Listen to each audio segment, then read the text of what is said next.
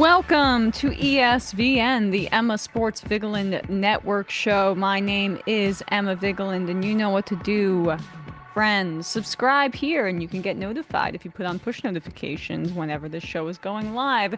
Rate us 5 stars on all podcast platforms, and wish Bradley Alsop a very happy birthday.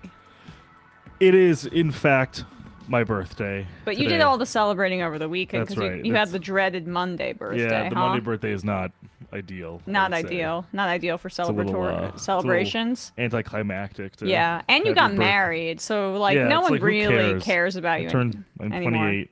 Yeah, congrats. So what?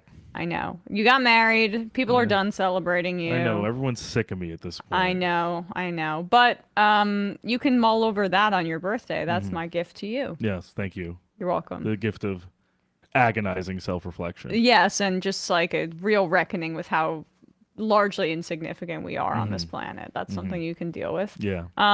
We will have a quick show today, so Bradley can go home, maybe cuddle up with his dogs, have a beer or two, or maybe not at all because he had enough of that this weekend. Is my understanding. We'll be running through some of these stories here. A bit of a slow time. But that doesn't mean these stories aren't interesting, so keep listening. But once we get through late February, we can get into March Madness, and then in April we're going to start to understand who's going to be in the playoffs for the NBA and the NHL, and that's going to be extremely fun because there's a lot of especially in the NBA. More than normal, because I think of the injury to Joel Embiid, the injuries to Julius Randle, where I don't know what that's going to look like because he may still need to have surgery, and that's looming over the team. Everybody under Boston is kind of just in flux, and the Cavs are surging in the NBA. And then in the West, you had that exciting game last night where the Kings beat the Clippers, and they're 4-5 right now currently in the standings. The Timberwolves, the Thunder, the Nuggets, they're all kind of bunched on top. So it's a fun time to follow the NBA in that way because of how much parity is there.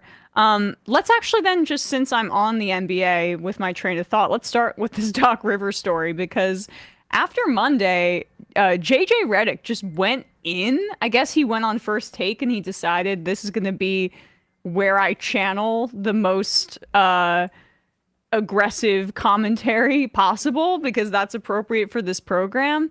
And he just ripped into Doc Rivers, who, as we've covered, recently took over for as the head coach for the Milwaukee Bucks, in a situation that could be described as him whispering in the ear of the owner to finally once again get his shot, even though he's had many shots. And we'll talk about his playoff record in a bit, because I'm a JJ Redick fan in general. I mean, he's doing the bombastic ESPN First Take stuff, but I've rarely seen him be off the target fully with his commentary. Remains to be seen, because sometimes people just reach a critical mass of media attention and they become something different. But for now, I'm still a pretty big fan of what Redick has to say. And it's notable that he played for Doc Rivers, as I said. And he's responding to, after the Bucks lost to the Grizzlies, who were starting people you've never heard of, just coming, signing, 7-10-day contracts or whatever it is for the NBA, and playing meaningful minutes in these games, and the Bucks lost to them. Doc Rivers does what he does best. He blamed the players. He said that there were some guys in Cabo, insinuating that the players were not playing with a lot of effort.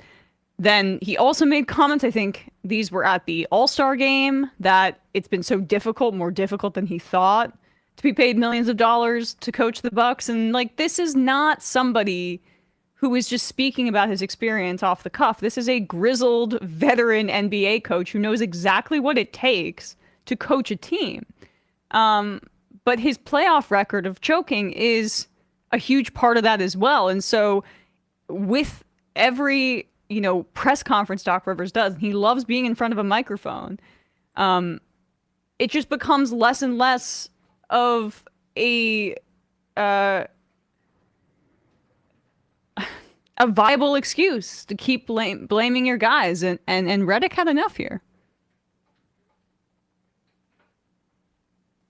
I've seen the trend for years. What's the trend? The trend is always making excuses. Doc, we get it. Taking over a team in the middle of the season is hard.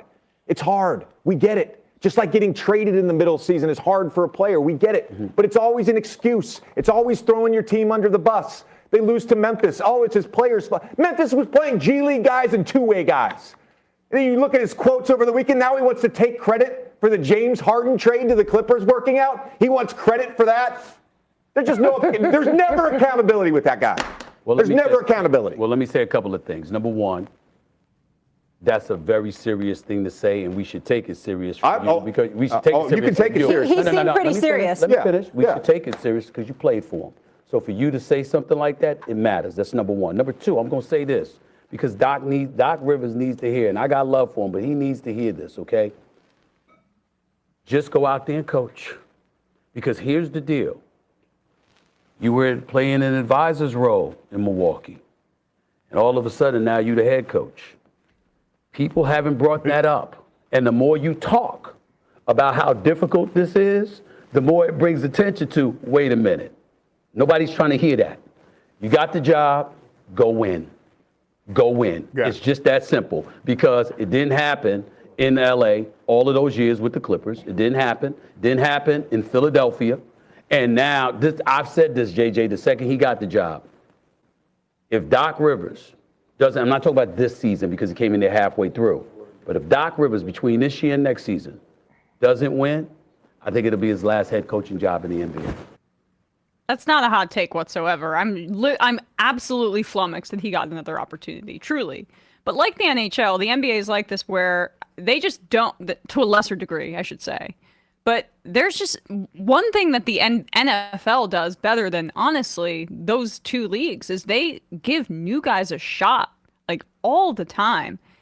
They almost have swung the opposite way, where they give coaches way too short of a leash to prove themselves before firing them. But they always are giving new guys the opportunity. Now, it's way too often white guys, for example.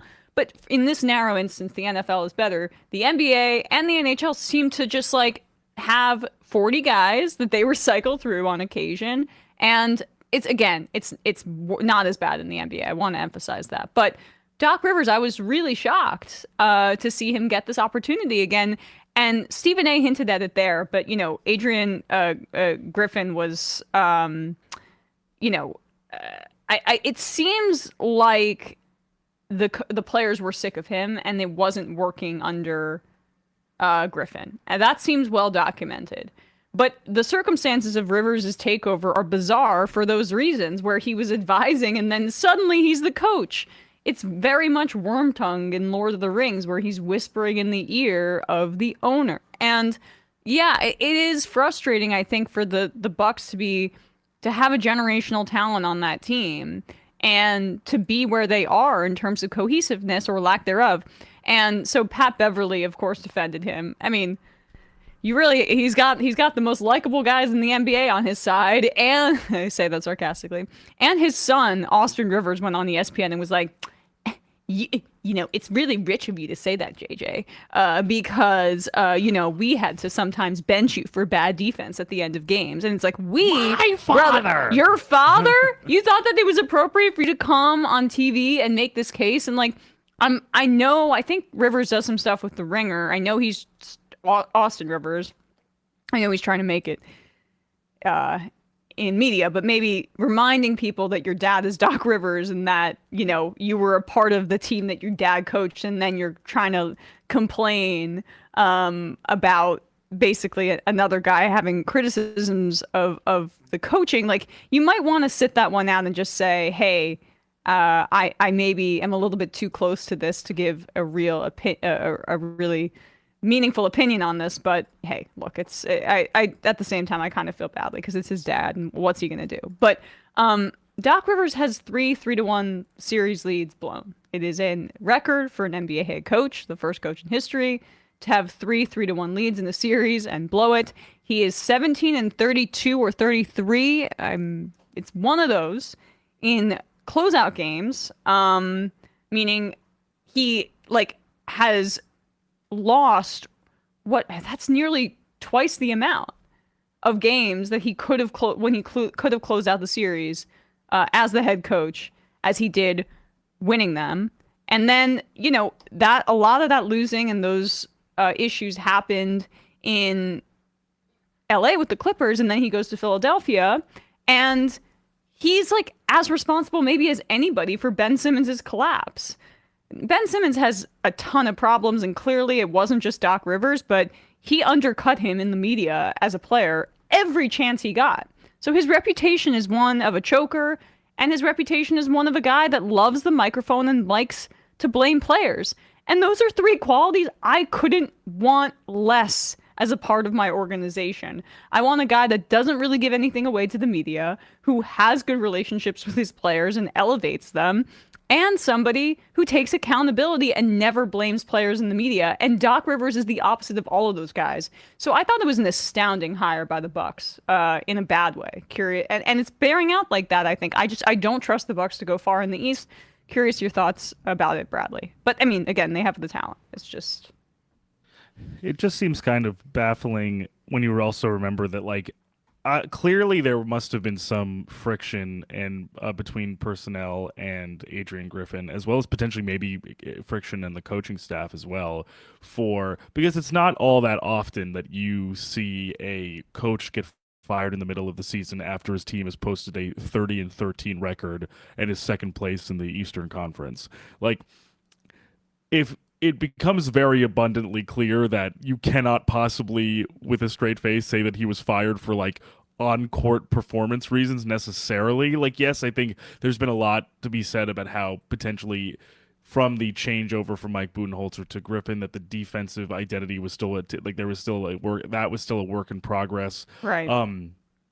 And that some things weren't fully coalescing, despite, obviously, as you've said, the talent winning out to the point of them being 17 games over 500 for when Griffin was fired. But it's also interesting that by all accounts and by all credible, or at least flagship reporting out of ESPN, the regular scoopsters and stuff like Marcus Spears or Chris Haynes or people in that milieu, is that Giannis seemed to have advocated for Adrian Griffin to come over from the Raptors coaching staff, and seemingly made it more clear that he actually preferred and wanted Griffin over Nick Nurse, who was also available after the season and was hired away to be the 76ers head coach, where he is now. And it's just interesting that he became the fall guy very soon after for whatever, angst or consternation was going on in that locker room despite the record, when even if there was seemingly a choice, basically, that Giannis was I'm prioritizing hiring Griffin over Nick Nurse. I really, based on Nick Nurse, literally having, despite obviously some injuries on the Warriors side, having won a championship with the Raptors prior, with another, kind of freakish athlete by his side in Kawhi Leonard. It was an interesting choice at the time, I think, even to kind of go with somebody. Not that Griffin was unproven. He'd been a coach for a long time and was a player, but more that he didn't have any experience, as much executive experience with championship caliber. I don't hate that though. I don't hate that though. I mean, I'm not even saying Nurse was the right choice. I just thought it was interesting that Griffin would get the boots so early when Giannis was seemingly advocating for him at the beginning of the season. Well, I think it got that bad. I mean, clearly the locker room turned on him midway through, but sometimes owners don't heed those calls. It must have been either really bad, or you have a guy in-house already as an advisor who's saying, I could do it better. And so there's just nothing. I really am. It reminds me of Mike McCarthy a little bit. Why does this guy keep getting opportunities, and why do we have to pretend like he's actually good and wasn't carried to the success, the championship that he had, that previously, he presided over? Like sometimes those things are the anomaly as opposed to the rule. And that I feel that way with Doc Rivers 100%.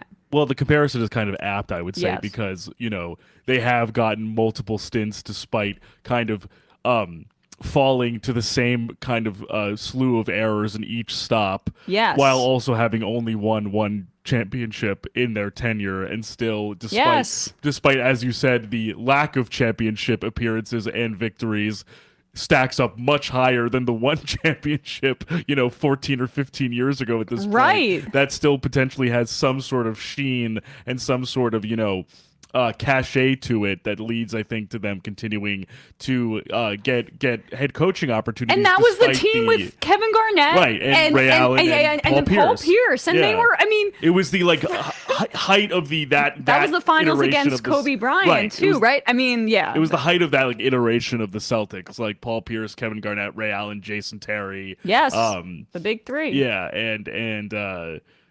and yet, 16 years later, where he is still coming in midway to relieve Adrian Griffin and coach Giannis Antetokounmpo and Damian Lillard. Right. And we'll see how it, we'll goes see how it goes as we get closer and closer to the playoffs. But the concern always becomes closer and closer to the playoffs with Doc Rivers. I'm just bummed for Dame in that sense. Like he deserves to be on a team where the coaching is adequate enough alongside a Giannis Antetokounmpo where he can actually contend for a championship before his career's over. I mean, I would submit that I think Terry Stotts, who was fired, in place of Chauncey Billups on the Blazers, was a better coach than Doc Rivers is, or is a better coach fair than enough. Doc Rivers is. I mean, yeah, exactly. So I team JJ on this, and I was always pretty anti this Doc Rivers hire, and it feels like it's playing out exactly as one would have anticipated. So now let's just move on to this here, because also last week this broke that in the process of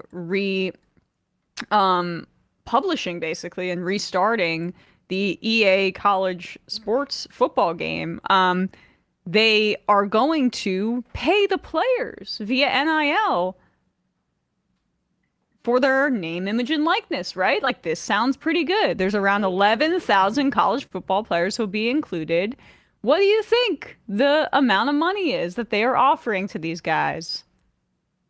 Thousands of dollars? 20 cents? Percentages? Well, it's a fat $600 and a free copy of the game. That is what EA Sports, the incredibly profitable video game company, is offering to these 11,000 college football players who have the opportunity to be a part of it. And if they don't accept that, because they don't have a union or a collective bargaining unit that can, as a unit, withdraw their name, images, and likenesses for the star players, they will not be included in the game, and they'll be a faceless person. So any player that decides, hey, we're going to remove ourselves from this and we want to hold out for better options, they are just going to blanketly say, well, you can't be included in the game. And this is why it's so important what we saw at Dartmouth. There needs to be a union for college athletes, because that is absurd. The amount of money that this is going to make EA Sports, the amount of money that it's going to make probably the NCAA and the schools, because they're going to get some sort of licensing fee to use their likenesses and their logos and their stadiums in this game. Now that it's so highly anticipated because it's been off the market for so long, in large part due to the fact that the NCAA and the colleges within it are colluding to not pay these players and to depress wages to $0 unless you're a star.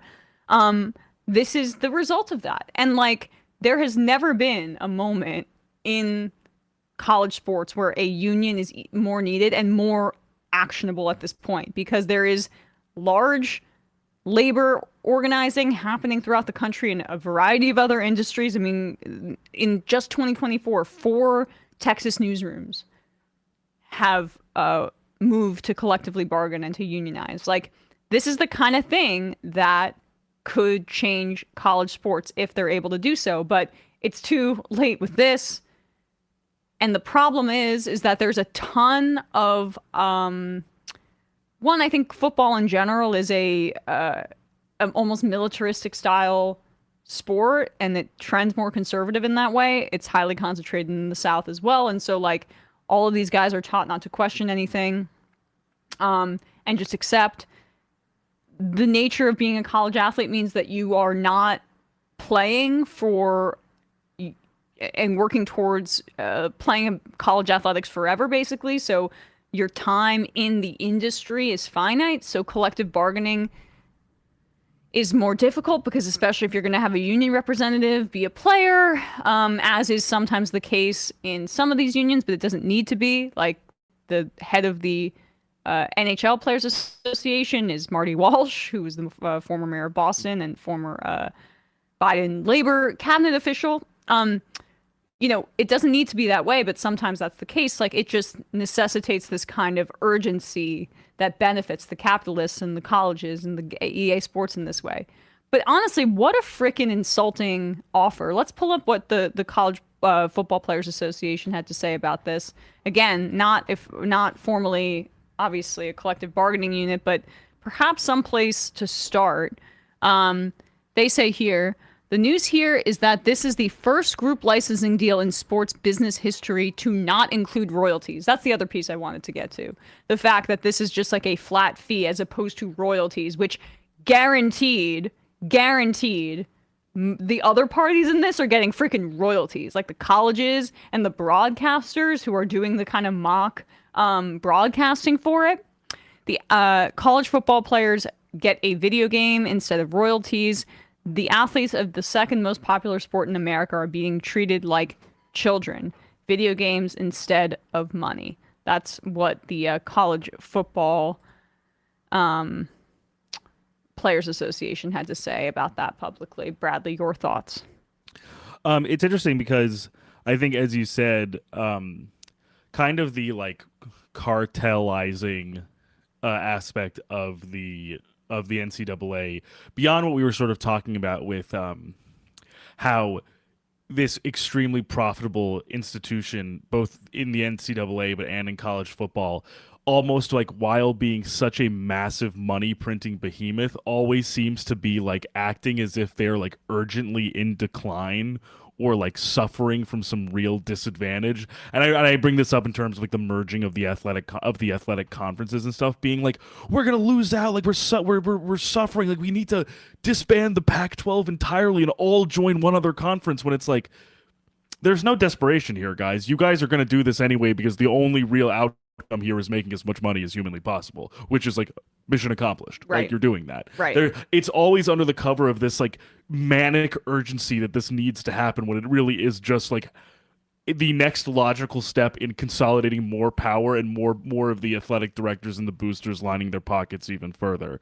But on the other end of it is kind of the withholding aspect of it, which is like, as you said, there's been an enormous gap in the time between the last NCAA college football game came out and this very highly touted, highly anticipated new one. And that exact reason for that, for withholding that, for literally just not producing this game that was extremely revered, extremely beloved, extremely popular, and would have obviously made a significant amount of money, which they obviously don't need, but it would have made a significant amount of money for them. They chose not to because they knew it would open themselves up to litigation that they would lose on. Yep. Because factually, it makes no sense. It's an antitrust violation. Exactly, but Yes. it makes no sense within that exact lens. And especially, as you and I were both saying, I think maybe a little bit before the show, is that it's sort of a bipartisan issue. Whereas we were talking about, I think in last week's episode of the week before, how Justice Brett Kavanaugh, who has a alleged rap sheet in his own right, a degenerate, supposedly a degenerate sports fan with outstanding debts for Washington Nationals That tickets. mysteriously went away. Right, as he got he's like, confirmed to the bench. But, yeah, right. He's surprisingly not a monster about right, this. he is pretty adamant about the fact that players in college are not under this amateurism designation, therefore don't warrant any sort of financial compensation for the product that they put out that people profit off of. Right.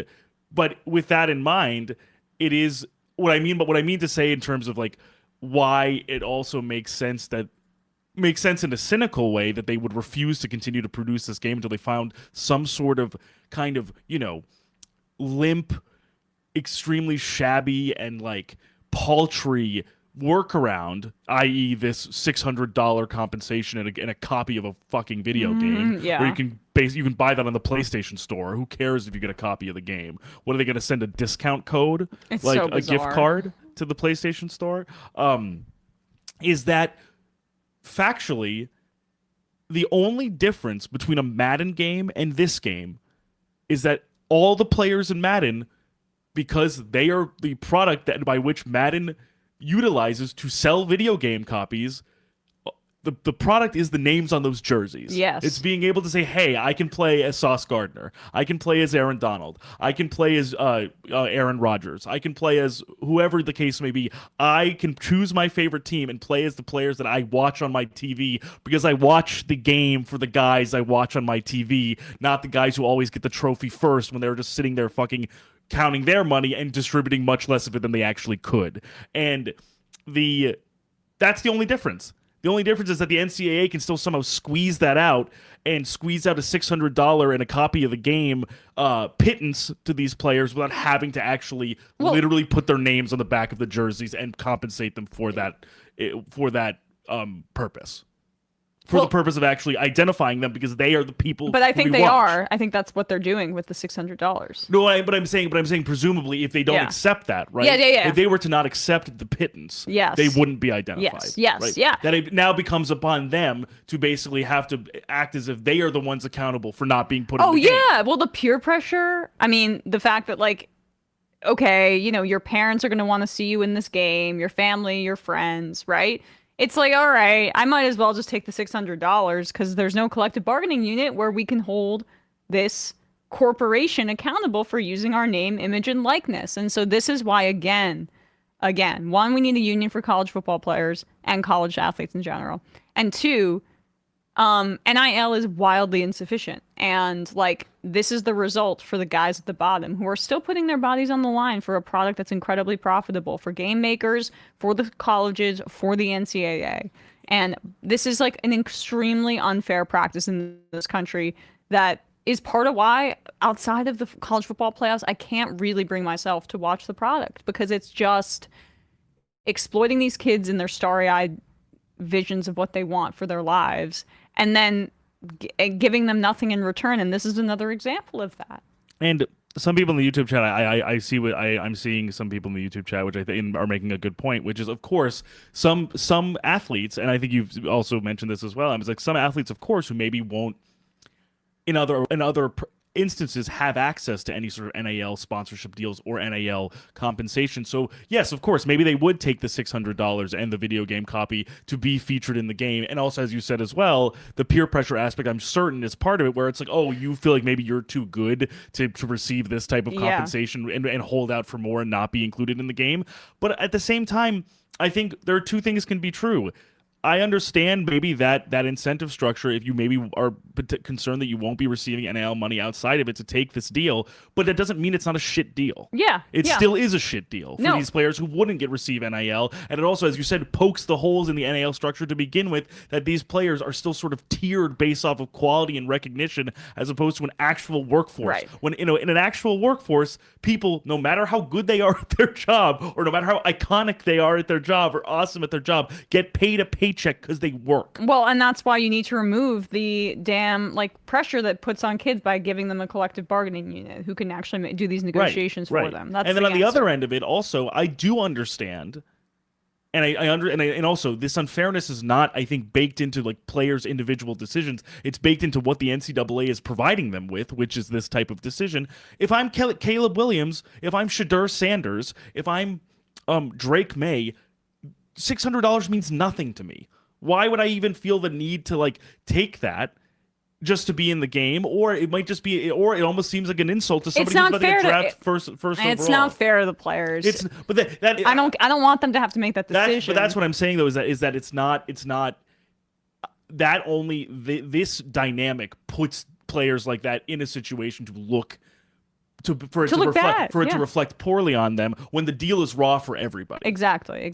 So yeah, I mean, This whole system needs to be overhauled. We're moving in a direction that I never have seen thus far in my, following of sports, in a more positive direction. Again, with the Dartmouth players and with, as you say, the Supreme Court being oddly decent on this for the first time in their lives. So, and as we were talking about just before the show, a Trump judge in Tennessee issued an injunction in favor of the University of Tennessee against the NCAA for. It's such a brazen antitrust violation that we're kind of like. I think that once the legal snowball starts to roll down the mountain, it's going to keep picking up. Right, and also to that exact point, like, even a Tennessee Trump judge who probably in other capacities of legal thought maybe isn't as hard charging on antitrust violations, even he can't really get around the baldly illegal efforts the NCAA are taking to penalize the University of Tennessee for using NIL and recruiting pitches when, like,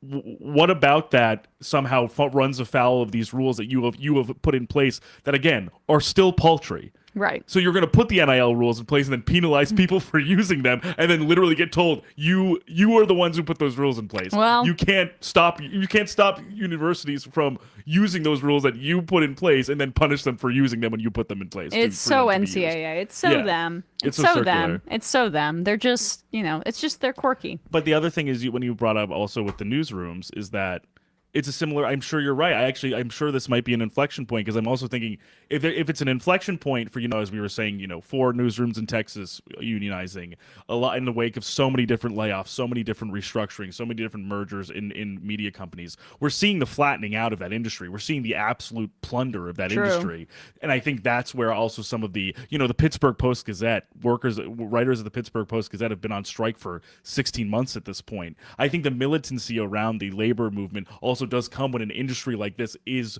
corroding so much, and it's so clear who is profiting off that corrosion. Yeah, totally agree. All right, let's do this really quick. We'll just do a little bit of a draft, and then we're gonna head out. Yes, I don't know if you saw me feverishly writing over here. I was trying to on my computer figure out what Roman numerals were, which numbers. Oh my God, it's so annoying. But we decided, in keeping with our draft last week, we're gonna draft the best Super Bowls of the 2000s. How about that? Best Super Bowls of the 21st century. Bradley, you are doing the honors here with the, what do you call it? Coin. The coin. Yeah, my one-sided coin. Is it? Oh God! Now hold it up for me, and I want to make sure this isn't a two-faced situation. Now it's a quarter. All right, now I got the specifications. All right, what am I calling here? I'm gonna call heads. Okay. Do you actually flick it, or do you just throw it up in the air? I literally don't care. Okay. So just go. Because I'm not good at this. Well, now it's on the ground, so we have a sense. Where'd it go? Oh my God. You lost the coin. It's under your foot. It's under your foot. What is it? This is really life or death here. It is heads. Yay! Okay.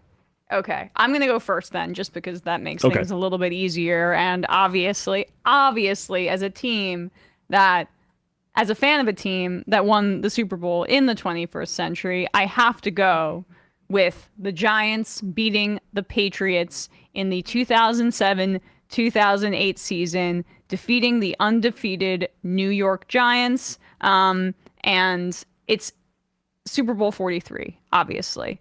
I think it's the best Super Bowl maybe in the history of the sport, and not overall, just in terms of one of the most iconic moments. And look, I know I'm biased in this instance, but just the circumstances surrounding it, the fact that the New England Patriots had a perfect season on the line and it was ruined, and there is only one perfect season in the history of the NFL, and that is the Miami Dolphins. The Giants were 12-point underdogs going into the game, and the Giants were not a dominant regular season team. I mean, they could not fully get it together, and they were starting to play much better football towards the end of the year, which resulted in a game. I think, the Patriots weren't resting their starters because they wanted to preserve this undefeated record. And then the Giants had nothing to gain in the standings in the final game of the regular season. But Tom Coughlin decided we're going to play the starters regardless. And the Giants only lost by 3 points, 38-35, against the New England Patriots, and that set the tone for the playoffs, where the Giants had just some incredible performances to lead them to that point. And then, of course, it was the Plaxico Burress. Well, no, I'm sorry, that was the game-winning touchdown, but it was the David Tyree helmet catch and the Plaxico Burress incredible touchdown. Eli Manning floated it to him, and there were only 35 seconds left. After that play, the Giants won 17-14. And this is not the Super Bowl I attended. I went to the Super Bowl in Indianapolis, where they also beat the Patriots, and that was 21-17 in Indy. But the one before that is still better. It's the also Michael Strahan's last game as a professional football player, and he'd never won it. He also had a sack on Tom Brady in that game. So great game. That's what I'm going with. I'm seeing, I think it was I'm seeing Super Bowl 42, not 43 for. Oh, it is 42. Jesus Christ. Did I say 43? Yeah, I would just want to make sure. Yes, Okay, sorry got it, about got it, that. cool, Sorry. Cool. No worries. 42 and 46. 42 I also had on my list because I was Yes. like, obviously, 18-1 is like so iconic and such a dragon slaying moment. So Totally. definitely Has to be on the list. for sure. Now you're on 2 back-to-back here. Okay. Because we're snaking it. So I think maybe just for my personal experience, so it'll obviously more of them will be like more recent Super Bowls. I'm going to start with Super Bowl 47. Yeah. Which is the Harbaugh, the John Harbaugh, Yep, the John that's a Jim great Harbaugh, one. Ravens-Niners. Ravens-Niners, One of my power outage favorite game. Yeah, the power, just right, the intrigue from the external factors of like the power outage, and it was like a great game from start to finish. I think it was the game that started with a punt return or a kick return touchdown. Mm-hmm. From Jacoby Jones, I think it was. I think it was Jacoby Jones who did that. I got to double check that, but it was exciting from start to finish, and obviously the intrigue of like the power going out at the half, two brothers coaching against each other for the Super Bowl, and of course, kind of the last ride for some of the really iconic Ravens on the defensive side of Ray Lewis and Ed Reed, and a really truly special and kind of like one of one season for Joe Flacco, who basically, despite his middling career and his kind of, average to, good play as a quarterback, he basically was like perfect in the playoffs. Like he went like 12 for 12 on That was also passes. a contract year for him. Right, and then he got paid. He got paid very so handsomely for his well. troubles. Yeah, right. It was just a fun team. It was a really, really tough defense. A lot of real ass kickers on that team, like Paul Kruger and Pernell McPhee, and even on the offensive side, with Ray Rice notwithstanding, some exciting and fun players like Torrey Smith and great. It was just a bunch of not only I think exciting, but like really solid, good football, and against a really great Niners team with that year had Colin Kaepernick break the single game rushing record against the Packers with 180 yards. Yes, and Frank Gore was really fun on that team as well. Totally, yeah. It was just an all around really fun Super Bowl with a lot of different quirks, and that made it super memorable for me. Right. As like a 17-year-old. Yes. Who took on the Ravens as like my other team besides the Jets because I was so disgusted. So, we all did. I have an Ed Reed jersey. Yep. Like I loved that Ravens team. Yes, me too. Me too. So then my next one I'm gonna pick is Super Bowl 52. The Nick Foles game. That was on my list as well. Because talk about high scoring. Yeah, it was high scoring, and also I just think similarly narratively, like Nick Foles coming in replacement for Carson Wentz and just kind of like leading this team, this unlikely team, to the Super Bowl. So Jeff Hostetler of him. Yeah, very Jeff Hostetler of him. Yes. And like not only it just being like a backup quarterback, kind of like turning himself out of like turning himself away from being sort of like a average pumpkin kind of like sort of perennial backup, perennial kind of middling starter. Foles being the one to not only beat the Brady Patriots, but also kind of introduce one of the most iconic Super Bowl plays of all time with the not just his efforts behind center, but also catching the ball with the Philly special. Right. And also led to one of the best, post Super Bowl moments with Jason Kelsey's speech in Philadelphia when he was wearing like the Brahmin, outfit and drunkenly singing and stuff like that. It was just like, I had very rarely, if ever, had many times where I really rooted for or even had a huge appreciation for the Eagles.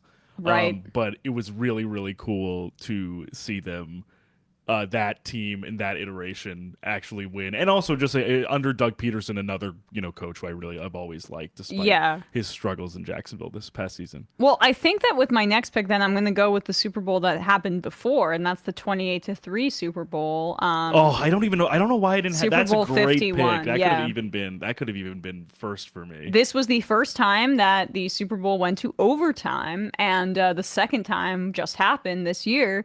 And this is Tom Brady's greatest performance in the Super Bowl. I think that that's not a questionable statement by any stretch of the imagination. They were down 28-9 with 10 minutes left, and then the Patriots scored 19 unanswered points, forced them into overtime, and obviously it was 28-3. And then the Patriots won the coin toss, ended up winning the game, and I guess it was the fifth Super Bowl that Brady had won, and the fifth one that Bill Belichick had won alongside Tom Brady. And so, I mean, just the comeback, the fact that the Falcons were so talented on offense that year, that was, of course, the Kyle Shanahan led offense. Matt Ryan was won MVP that year, and they just were incredibly exciting on offense. And then Bill Belichick just said, no, no, no. And then Tom Brady said, I'm going to be clutch as hell. And that's what ended up winning that game. So I had to go with that. And then I'm also going to be sentimental here and say that the Packers-Steelers Super Bowl, which, again, I'm trying to translate Roman numerals. I guess that's 41 or 40? Can you check, please? Because I don't even know. Like, this is part of what tripped me up with with Giants one. I'm trying to do it on the fly. So the Pats Falcons one was 51. 51. Yeah. Jesus. And then the I said that right. Yeah, no, I'm just going back for my purposes. But then Packers Steelers is Super Bowl 45. 45. Jesus, why can't I read Roman numerals? I took Latin in high school. Okay, 45. That's got to be it. Then. I'm with you though. I have no. Once it gets to like L's and V's, like L's involved, I'm like, oh, what's an L? What is an L? I don't understand. What is an L it. really? Right. I remember both though the Super Bowls. The Falcons Pats when I was in college, and I was watching at a friend's place, and there was a diehard Falcons fan and a diehard Pats fan, and so that was pretty gut wrenching to watch as both reversals of fortune happened.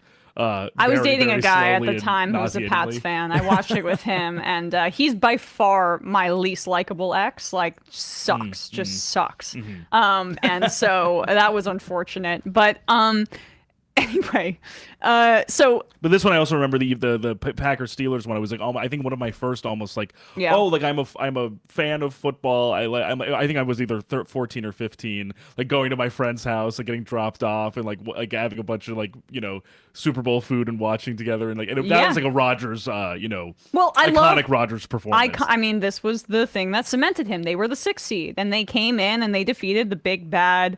They defeated the Eagles in the wild card round. Then they beat the Falcons. Then they beat the Bears in the NFC Championship, which was an incredibly exciting game.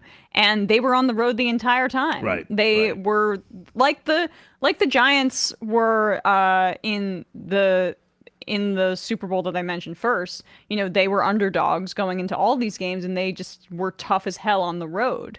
And it was different from those teams where the the Giants defense under Coughlin was so tough in the playoffs, and then in some of those cold weather games the Giants just were elevated, I think, more by their defense, where this Packers team was literally Aaron Rodgers being a superhuman. And part of why he has this mythology around him is because of this season, and part of why I fell in love with him as a player. This is not one of my top picks because it's not one of those come from behind victories that's so exciting. The Packers were up 21-3, and then it was actually Roethlisberger that came back and got them and cut down the margin 21-17. But the Packers ended up hanging on, and that was that. But for me, that's one of the more iconic Super Bowls that I can think of. No, that's a good pick. I actually Of the 21st century. It's funny. I actually wanted to go back and watch some of the highlights of that game because I remember it more of like the experience of the actual game, and I feel like it would be interesting to go back and watch, 30-year-old Aaron Rodgers, as opposed to Right. or even I guess 28-year-old Aaron Rodgers at that time, which is crazy to think about. So do I have 2 picks now? Yep. Okay. What should I go, old or new? What do you? No, wait, you had 2. So you got 1, and then I'll finish it off. We're just doing 3. Got it. So now I'm trying. I think I'll do the old one because I was gonna. And then I'll say my new one afterwards. Can I guess what you're gonna pick then? Yeah, You're gonna go with the Patriots against the Panthers. Close. The one before. The first one, the Rams one. Super That's Bowl pretty 36, great. Yeah, that was the year of the Tuck rule. And it's slightly informed by my wife and I were watching the Patriots doc series on Apple TV last night. Oh God, yeah. And so it went through that whole, and that was a really especially to think about that season. I was not old enough to really process that as like a storyline, but the entire Brady Bledsoe quarterback controversy even bleeding into the Super Bowl because when Brady got injured in the AFC Championship game, Bledsoe came in relief and contributed to them winning the game, and yet Belichick still stuck with Brady after he got healthy again for him to play in the Super Bowl. Yeah. As opposed to Bledsoe, who had just had the heroic moment of after being benched 9 weeks into the season for Brady coming back in that one game. It's pretty remarkable to look back, especially on the footage that this series had. That's why it's fresh in my mind. One, just how much of a dominant unit that Patriots defense was. That was just a bunch of absolute killers on that team. Yep. Like Ty Law, Willie McGinnis, Lawyer Malloy. Junior Seau, was he on that team at that point? I'm not sure if Seau was there at that point. I'm not entirely sure if he was there or if he was still on the Chargers at that point. But the that group of guys, and then Brady being basically enough to keep the offense, get them back, to get them sort of keep them in the game, and also when the Rams sort of had a comeback in the second half, because basically the Patriots, despite this being the so-called greatest show on turf, Kurt Warner, Torrey Holt, Marshall Faulk, the Patriots, just by virtue of their intensity and how hard-hitting they were, kind of stifled them in the first half to have a bit of a lead, and then the Rams came roaring back, but the Pats were able to hold them off. It was just cool to think that it was one of, if not at that moment, the best offense in recorded NFL history, going up against a Pats team that no one really thought had any shot because of how much turmoil they were experiencing. Yeah. To get through the AFC and then beat the greatest show on turf is as Brady's first Super Bowl too. Right.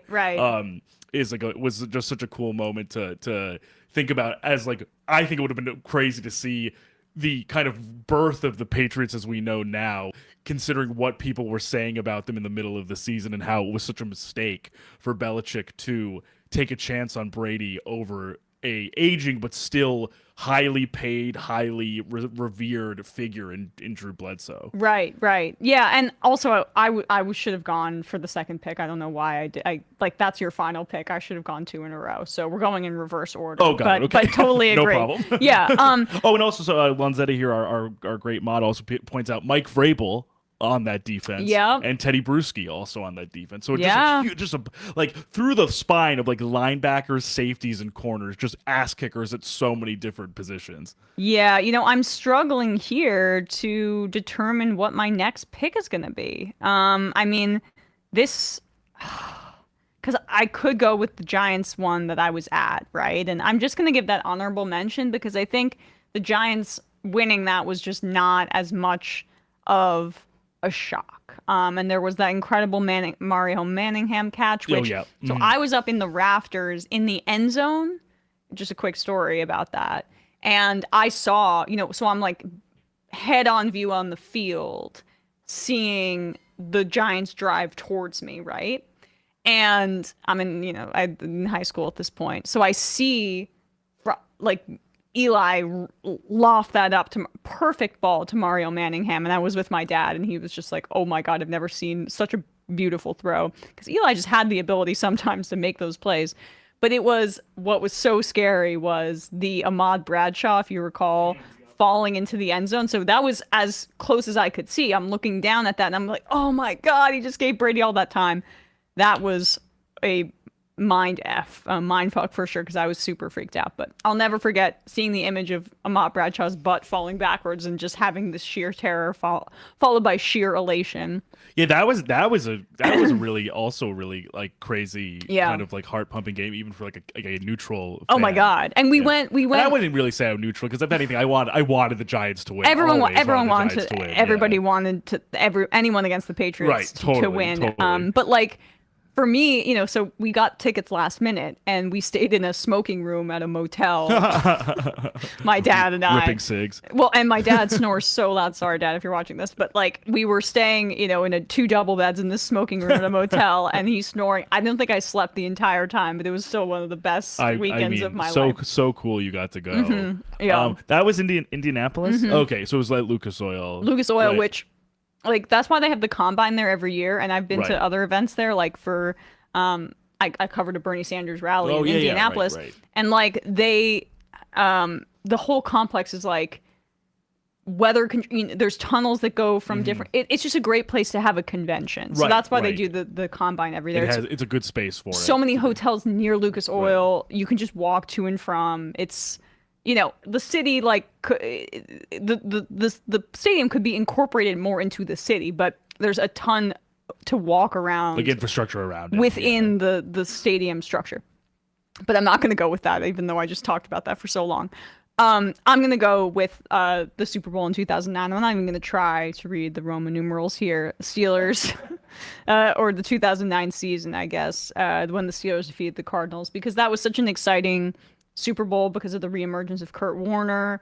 Kurt Warner had won the Super Bowl with the Rams before that, and now he was with the Cardinals, and he had such a great year. Tomlin's first Super Bowl, it was a close game. It was a back and forth game. And it was a game where, there were a lot of big plays. If I'm not mistaken, this was also, oh, I'm sorry. I just lost my place. Oh, but yes, that was the James Harrison play, where that was so electric when he had that return. So for that game had a little bit of everything, so I had to go with that, even though I talked about the Giants' fourth Super Bowl victory, second in my cognizant years. Second in my lifetime, actually. I spent a lot of time on that. But anyway, I think that's a good little draft. Good fun. Should I watch that series about the Brady? I think what I realized, I never actually got around. I was one of, I think, the few, maybe because I'm just such a LeBron stan, that in the COVID hysteria of everyone kind of watching The Last Dance at the same time, I never really did. Oh, really? I think I should actually watch it, but But my main thing, I think that now that I think I've come around a little bit more to Michael Jordan, I've gotten past my immature ways of just being such a LeBron stan that I can't even watch a valorization of Michael Jordan. These docs, I think you always have to go into them understanding that, like, part of it, just by virtue of it being made and having like Robert Kraft and Bill Belichick and Tom Brady even sit down to do these interviews, is like, it's going to be a little bit of hagiography. Yeah. They're never really going to be completely like scrutinizing of these people as people. Because then you lose the access, right? The thing is, The Last Dance did make Michael Jordan seem like an asshole. And like, that came through. And at the very least, it seems they touch on like the cheating, like the Spygate stuff. Like they do? I haven't seen the next episode, I think, is going to center around like the surveilling of the Jets practices and stuff. But it's so cool to see that footage of games that they've definitely I think remastered it a little bit. It looks so authentic. Obviously it is. I just mean, like, Did they interview Bill? Yeah. And they interview Tom. And Kraft, yeah. Okay. It looks extremely cinematic and like theatrical how it's presented. They have different like zoom in angles and like it's Whatever, like, and I'll it's- watch it. And it's cool to see a lot of these moments that you wouldn't see unless obviously you see it on telecast, of like mic'd up moments of like Belichick coaching people up, or like Brady talking to his receivers, or like things like, you know, kind of Well, like Belichick gets like, I mean, he's not the way he is with the media when he is with. He's so much more energetic totally and like even engaged. seeing that is fascinating because, as you say, he's so taciturn in front of a microphone for the most part. Yeah. Even in the interviews for this documentary, he's sitting there literally like this. He's like, yeah, we just wanted to give Tom a chance. He was doing better than Drew was in practice. So It's so bizarre. and you get to see like, you know, the director of like player relations, who's this wacky old guy with a huge like walrus style mustache, who apparently is Belichick's like best friend of 50 years. So go figure. Like obviously Bill is like friends with like freaks. Yeah. But this and like all these different players, all the different players. Like a good friend of Tom's. There's like footage of when they were roommates in like a dingy apartment in Foxborough with Tom. But it's insane to see what Brady looks like as a kid at 24, because when you look at him being interviewed, it's like every other person on his team is aged except you. Oh And my God, he's aged. But he looks like he's aging in reverse. Like it doesn't look natural. He looks like the guy. No, he scares. He looks like he the looks guy, scary. He looks like the guy we joke about, the guy who like has done all that stuff to his body to basically age in reverse. Yes. He looks like that. Yeah. While like, you know, Ty Law, Willie McGinnis, all these guys look like normal people at like 45. No, Tom, And- it freaks me out what he's And so done to that's a his little face. jarring, but it's cool to see all of that footage, and also to see like, you know, Mike Wilbon and Tony Kornheiser on PTI in 2002 being like, Bill Belichick is going to be embarrassed and get fired again for doing the same thing he did with Cleveland when he cut Bernie Kosar and they lost, and the Browns and he literally had to get like a security detail outside his house because the Browns fans wanted to kill him. And so that's right before he got hired by the Patriots. So it is really interesting, and I'm such a sucker for getting that footage, to be able to see that stuff. No, that you've they don't convinced usually, me. that they don't usually show you until they give you this type of show. Like they're not just gonna release to the public like all of this different footage they have of games and stuff without having a reason or something to peg it to, obviously, to market You've it. convinced me. You've convinced me. I will watch it. I mean, I just. No, but of course, but then also there are just certain hate Brady so there are certain much. things where there are certain things obviously where Teddy Bruschi is like, it seemed like we were destined. But to I win. was like, everyone. We when- came out of the tunnel as a team. When is quarterback season 2 coming out, and who are the I subjects? I know. We That's had a what- lot of rumors about that, right? Because we don't know if it. We don't. We know heard if it rumors was, about Burrow Right, and that's what- Stafford, that's what I was who would be thinking about two Burrow. great picks, but it's not confirmed. Right. I mean, right. my wish list is just like Lamar this season. Well, Lamar would be cool. Even like Stafford's a good choice because he had such a great year with no like Right. hype or Right. surrounding their season. like the expectations going in relative to how they finished with Yeah. like getting to the playoffs. Right. Yeah. Right. Yeah. I mean, I'm gonna eat all that up, so I should watch this as well because they were great, and I Totally. appreciate greatness. And I'll get over that in the same way that you have to get over your. Well, Michael you know, Jordan. at some point they're gonna have to go through the Giants Super Bowls. So Yes, those are fun. I've rewatched those America's Game mini documentaries that So, that we'll get- NFL Network puts on like 40 times. So I'm sure we'll get to see, at least I haven't got there in the series yet, but I'm sure there'll be reactions to losing both Super Bowls. Well, oh yes, oh that's Yeah, good. you know what I mean, right? Like Oh, Brady I thought you were reacting. saying that they have to do a documentary with Coughlin and Eli, but you know, But I mean, they should. But they should that do would that. be hysterical. But yeah, just such a Coughlin's hard ass. Coughlin's still around while he's still kicking. Exactly. Come on. Last thing about that, did you see Tom Coughlin took out like an opinion piece in some paper a few months ago about? No, it's not bad. Oh, okay, I was like, Dealing with his wife who has Alzheimer's. Oh, sad. It's like so. It's sad. I mean, I was nervous you were going to say he took an op-ed being like, "Why is all this affordable housing going up near my condo?" No. He's Tom Coughlin's not the kind of guy. Like he's more of a social, like a Catholic, keep to yourself kind of person. he seems like that. He seems as opposed to maybe like a Jack Del Rio. Yeah, he seems crotchety, not even in like a reactionary way, more in a way of like, I care about people, but I will lose my shit on somebody if they like make a mistake. He is an old school, like, I mean, he's from the Northeast. He's not from the South. He's Right. like an Irish Catholic Yeah. disciplinarian. It's like he's like a Scorsese. Yeah, a little bit different Yeah. than I think some of the Southern guys. But I had something to say about Belichick and that documentary, and I'm totally blanking on it now. But like, okay, we'll wrap it up here. But Bill being so buttoned up with the media, wouldn't he be just like the best State Department spokesperson to cover up for this Israeli genocide? Just something to He'd be like, ponder. we're not going to talk about. Yep. Rafa He'd be today. perfect. Like, he has a military background. We're on to in Ukraine. another life, We're on to like Ukraine. in another life, Bill Belichick is like the worst neocon or worst like State Department secrets guy in another life. You We're know? on to Hungary. We're on to Sweden. Yep. That's all I can say. We're on to Sweden. We're on to NATO. Yeah. All right. Guys, everybody wish Bradley a happy birthday. We will be back on Monday, next Monday. See you soon. Bye-bye. Bye.